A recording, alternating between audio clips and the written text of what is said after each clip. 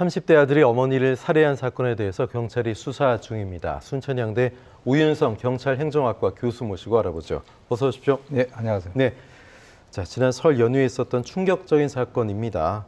고향에서 발생을 했는데요. 지인이 살인을 한 것 같다는 신고가 경찰에 접수됐는데 좀 눈으로 보고도 믿을 수 없는 그런 상황이었다고요. 예, 그렇습니다. 이게 이제 지난 설날이었는데요. 시민이 전화를 해가지고 자기가 아는 지인이 어머니를 살해했다. 그리고 이제 그 현장을 사진을 찍어서 보냈다라고 해가지고 경찰에 이제 신고를 했습니다. 그래서 경찰이 소방과 공동 대응으로 출동을 해 보니까 문이 열리지 않아서 문을 따고 들어가니까 아주 충격적인 그런 장면이 목격이 됐는데요. 50대 어머니가 사망한 바로 옆에 30대 아들이 술에 취한 채 자고 있었다라고 하는 것이죠. 그래서 이웃 주민의 증언에 의하면 새벽에 좀 이상한 소리, 악쓰는 소리가 잠깐 났다 이런 증언이 있었고요.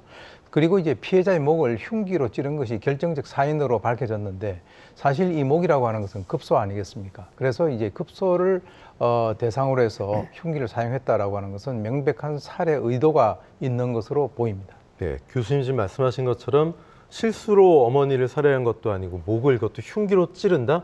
이거는 좀 예사롭게 볼 일이 아니지 않습니까? 어떻게 보세요? 그렇습니다. 그것은 이제 명백한 어떤 살해 의도가 있다라고 보는 것이고요.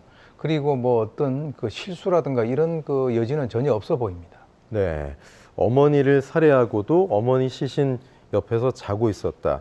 술에 취해 있었다. 참 엽기적이라고 해야 되나요? 황망하다라고 해야 되나요? 경찰이 문을 부쉈는데도 소리를 못 들을 정도로 만취했고, 또 중요한 거는 범행 전에 CCTV를 편의점 가는 걸 찍었는데 그때는 또 멀쩡하게 술을 사가지고 왔단 말이죠.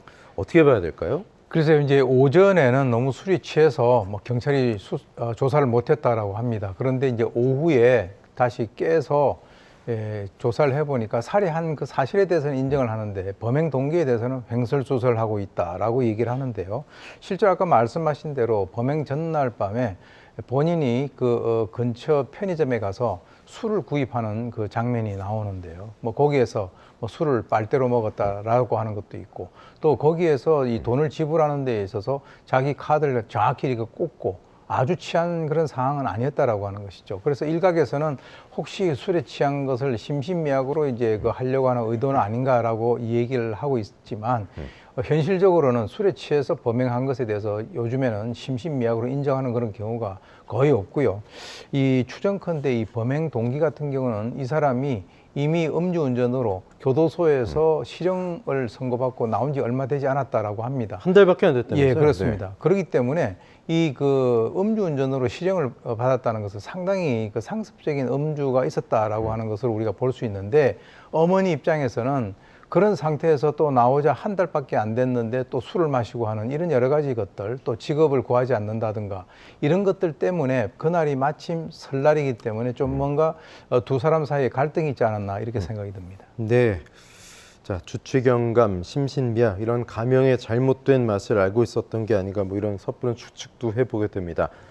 자, 어제 대구에서는 외도를 의심해서 아버지를 살해한 30대 아들이 검거가 됐고요. 또 수원에선 30년을 함께 산 삼촌을 살해해서 베란다에 방치한 60대 조카 사건으로 떠들썩했습니다. 존속살해 범죄인데 그 배경과 심리 어떻게 보십니까?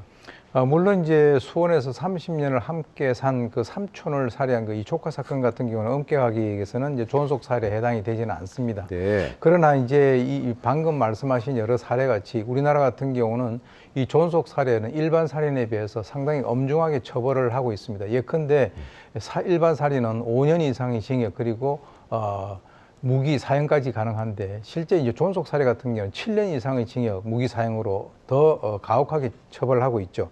그럼에도 불구하고 1년 동안에 자식의 손에 희생을 당하는 이 부모들, 이 존속들이 약 한 60여 명 되고, 인구 비율당 미국하고 비교를 해보면 약 한 7배 정도 된다라는 이 통계가 나와 있습니다.